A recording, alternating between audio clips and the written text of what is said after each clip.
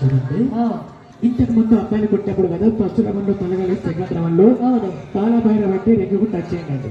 ఇప్పుడు అట్లా టచ్ అయిందనుకో రింగు ఊసిపోతుంది, నడుములకు వచ్చేస్తుంది, ఒంటి మీద బట్టలతో సహా తల్లికి కూడా కాలిపోతుంది సార్.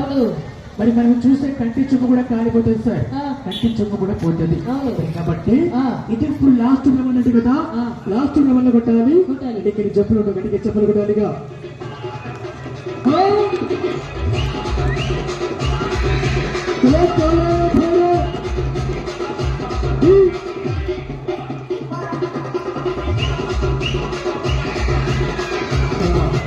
చూడండి, మరి పెరికేస్ లో అబ్బాయిలు కదా కంటి మీదలు కొట్టారు, సైకిల్ ఎలుపులకెళ్ళి గట్టి కంటి ఎలుపులకెళ్ళి కొట్టేశారు.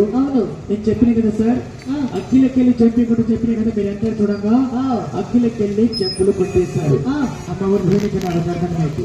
చూడండి, చెప్పిన చూడండి.